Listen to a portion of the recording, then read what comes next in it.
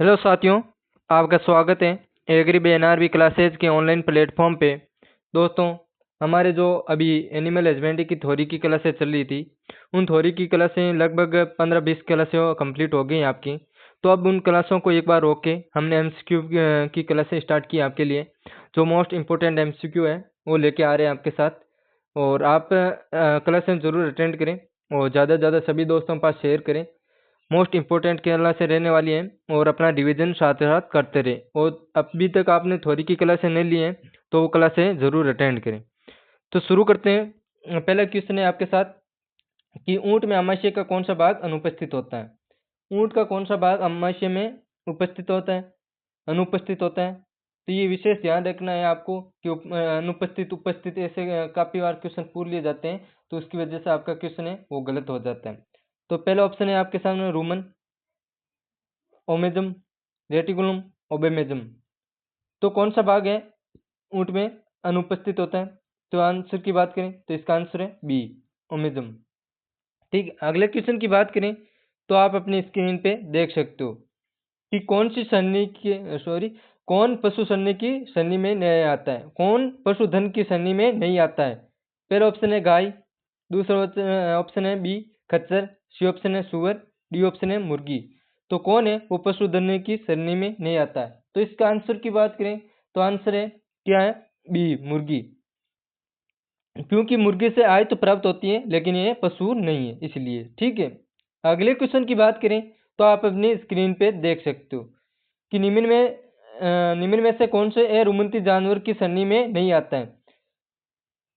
निम्न में से कौन सा अरुमंती जानवरों की श्रेणी में नहीं आता है। पहला ऑप्शन है आपके सामने कुत्ता, दूसरा ऑप्शन है सुअर, सी ऑप्शन है ऊँट, डी ऑप्शन है घोड़ा। अरुमंती जानवरों में कौन से जानवर नहीं आते हैं। तो अरुमंती जानवरों में ऊँट है वो नहीं आता है। ठीक है, बाकी सब अरुमंती जानवर है, ऊँट है वो आवासीय रुमंती जानवर है। ठीक है, अगले क्वेश्चन की बात करें तो आप अपनी स्क्रीन पे देख सकते हो। इससे पहले आप वीडियो को ज़्यादा से ज़्यादा सभी दोस्तों के पास शेयर करें। और निम्न में से किस में कुबड़ नहीं पाया जाता है। कि निम्न में से किस में कुबड़ नहीं पाया जाता है। पहला ऑप्शन है आपके सामने भैंस विदेशी गाय में, भैंस देसी गाय में। दूसरा ऑप्शन है देसी गाय ऊँट में, और सी ऑप्शन है भैंस विदेशी गाय में, और डी ऑप्शन इनमें से कोई नहीं। तो इसका आंसर की बात करें तो किसमें है वो कुबड़ नहीं पाया जाता है। तो सी आंसर है इसमें, जो भैंस और विदेशी गाय में कुबड़ नहीं पाए जाते हैं। बाकी आंसर इसमें जैसे भैंस है, भैंस में नहीं पाया जाता है लेकिन देसी गाय में पाया जाता है। कुबड़ यहाँ दोनों पाया जाता है, इसलिए इसका आंसर क्या है, सी आंसर है, भैंस और विदेशी गाय दोनों में कुबड़ नहीं पाया जाता है। अगले क्वेश्चन की बात करें तो गाय एवं बछड़े के समूह को कहलाता है।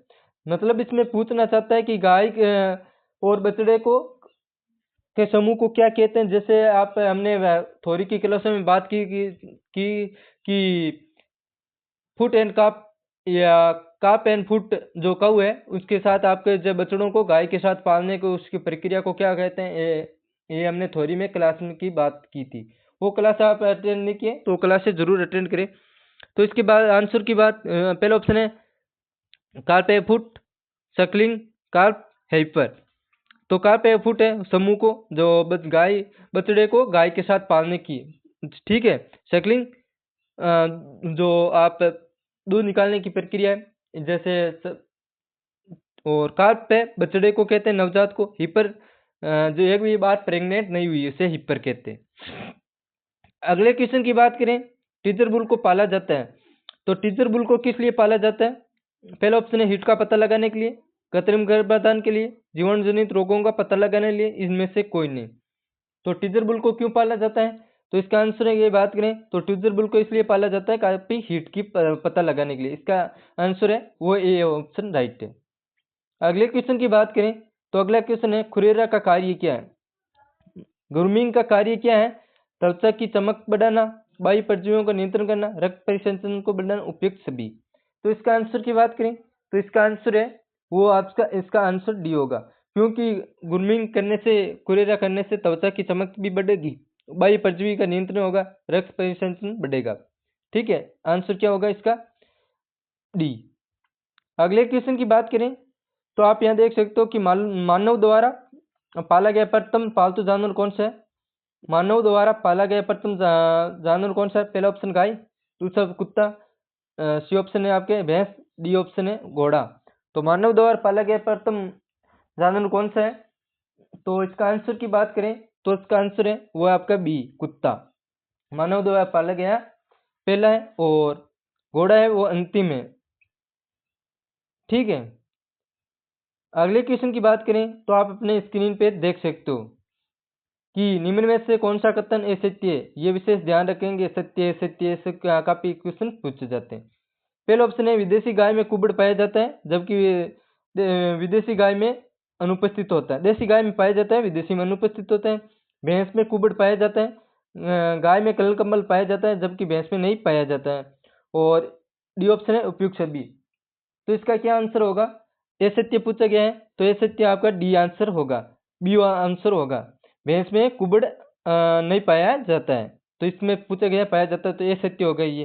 तो इसका आंसर की बात करें तो आंसर है इसका बी। ठीक है, अगले क्वेश्चन की बात करें तो आप अपनी स्क्रीन पे देख सकते हो कि ए पशुधन इकाई है। ए पशुधन इकाई है 2 भैंसें, 3 सुअर, 5 बछड़े, 5 भेड़ें। तो ये हमने थ्योरी की क्लासों में बात की है तो आप क्लास अटेंड कर ले, उसमें अच्छे से समझाया गया है। ठीक है, तो पशु क्या है, पशुधन इकाई की बात करें तो इसका आंसर क्या होगा। तो आंसर की बात करें तो 5 बछड़े, 3 सुअर, 2 भैंसे, इसका क्या आंसर होगा।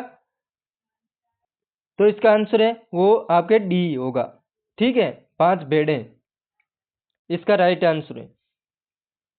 आज ये हमने इतने क्वेश्चन लेके आ रहे हैं और आपके जो अभी 10-12 क्लासें हो गई है इसकी एग्रीकल्चर सुपर जो एनिमल हस्बेंड्री के एनिमल हस्बेंड्री की जो अभी एमसीक्यू की क्लासें की हैं और थ्योरी की क्लासें पहले हमने कर ली है। तो अभी नस्लें बाकी रही हुई है, बाकी का लगभग हो गया है। तो और नस्लें, बीमारियां और ये से कुछ 2-4 टॉपिक बाकी रहे, बाकी तो हो गए हैं। ठीक है, ज़्यादा से ज़्यादा सभी दोस्तों के पास वीडियो को शेयर कर दें और ये QR कोड दे रखा व्हाट्सएप का, इसे ज्वाइन होकर आप ज्वाइन हो सकते हो ताकि कोई भी जानकारी आप तक पहुंच सके। धन्यवाद।